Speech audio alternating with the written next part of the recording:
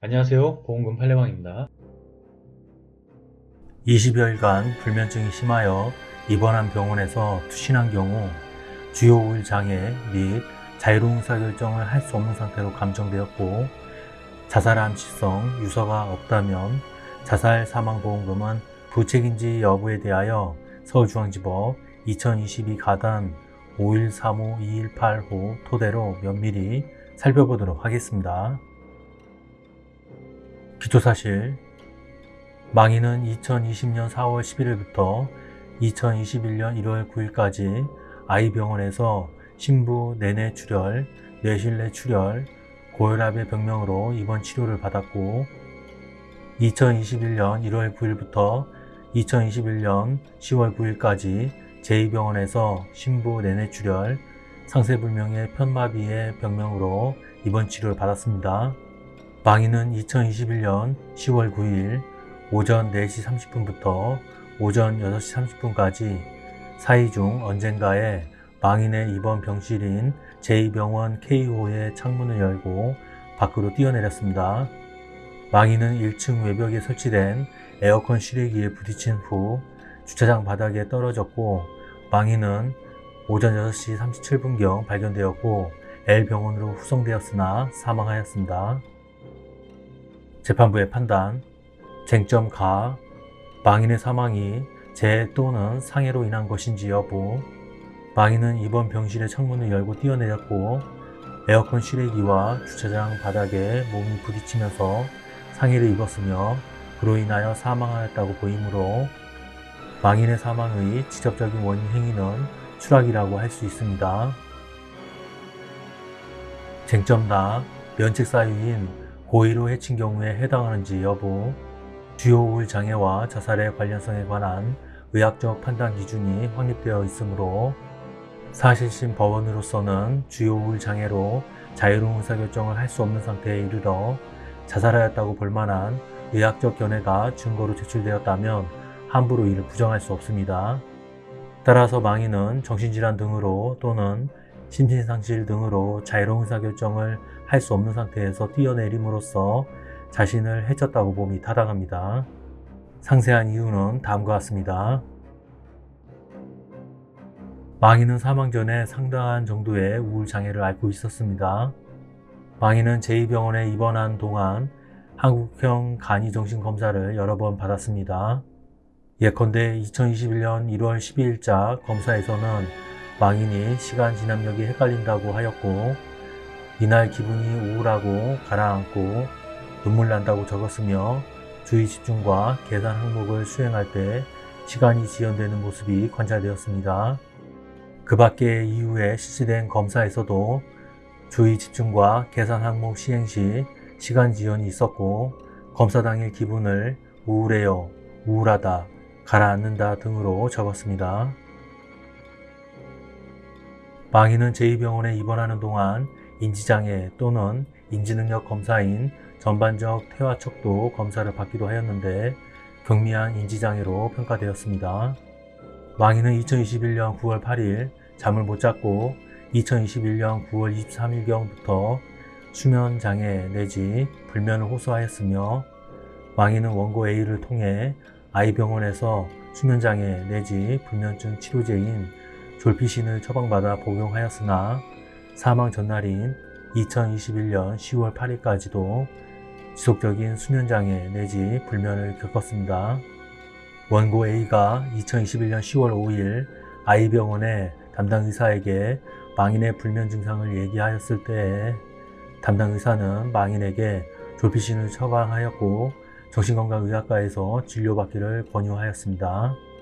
망인은 2021년 9월 29일경, 2021년 10월 2일경, 2021년 10월 4일경, 2021년 10월 7일경 등에 있었던 원고 A와의 전화통화에서 수면장애 때문에 매우 힘들고 죽을 지경이라는 취지로 하소연을 하였고 다른 병원에서 정신건강의학과 또는 신경정신과 진료를 받기를 희망하였습니다.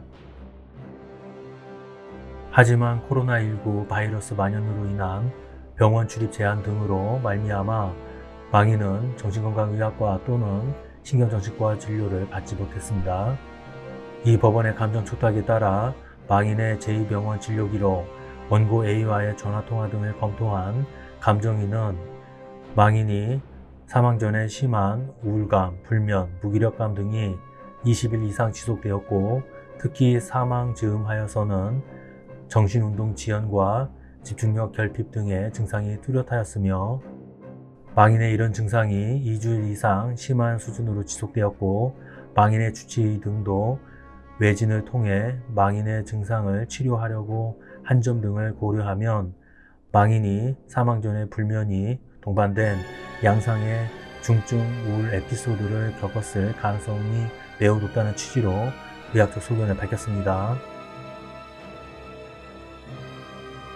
또한 감정인은 망인의 진료 기록에는 정신과적 증상 평가에 대한 부분이 충분하지 않고 망인의 사후 발급된 소견서도 망인이 생전 모습을 기반으로 기록된 것이라고 보기 어려우며 그 밖에 자살 충동에 대한 명확한 기록을 확인하기 어렵다는 취지로 의견을 밝히면서도 앞서 판단한 망인이 정신운동 지연과 집중력 결핍 증상은 망인과 원고 A의 전화통화 녹취 파일에서 확인할 수 있다는 취지로 의학적 소견을 밝혔습니다. 그리고 감정인은 망인이 사망 즈음에서 확인되는 심각한 수준의 불면이 동반하는 중증의 우울 에피소드 상황만으로 심신상실 상태에 있었다고 추정하는 것에는 무리가 있지만 망인의 심리적 상태는 불안정하였을 가능성이 높다고 판단하면서 망인의 자살은 중증의 우울 에피소드가 발병하고 그로 인한 불면의 고통이 심한 상태에서 일어났다는 취지로 의학적 소견을 밝혔습니다. 마지막으로 감정인은 환청이나 망상 등의 증상이 동반하지 않아도 심각한 수면장애 등과 같이 일상생활 유지가 어려울 정도의 심한 우울 증상이 동반하고 이에 대한 뚜렷한 진료 기록이 확인되며 실질적 업무 능력과 대인관계 능력이 현저히 손상되었음이 확인되면 자유로운 의사결정이 어려운 상태에 있었다고 볼 수 있고 망인은 여기에 가까운 경우라고 의학적 소견을 밝혔습니다.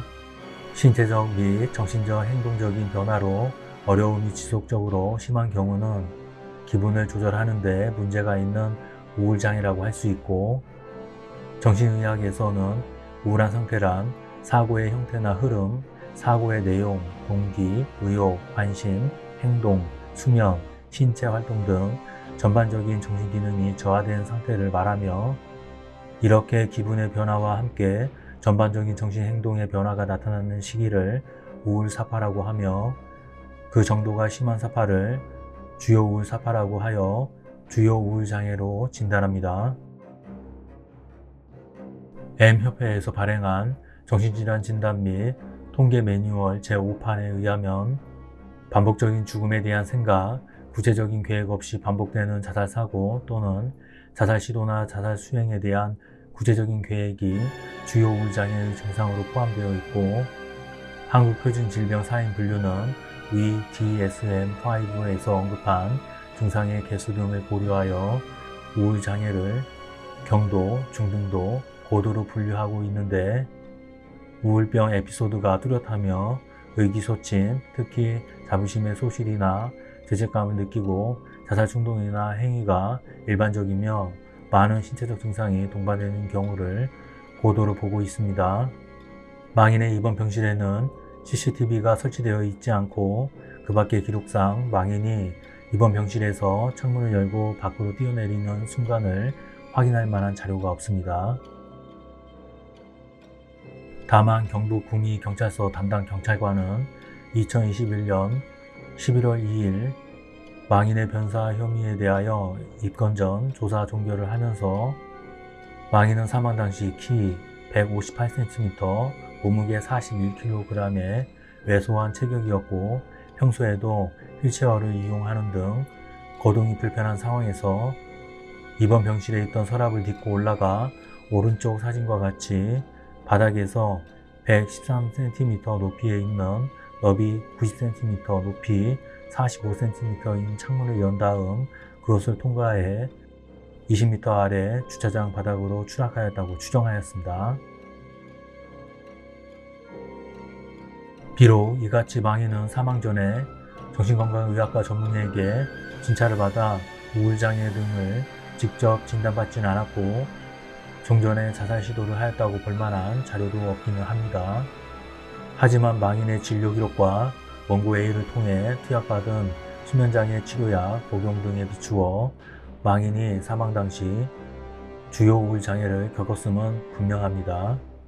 게다가 망인은 뇌출혈 등으로 인한 신체 일부 마비와 그로 인한 육체적 심리적 고통이 작지 않은 상태에서 2주일 또는 20일 가까이 수면장애 또는 불면을 겪으면서 매우 힘들었을 것으로 짐작됩니다.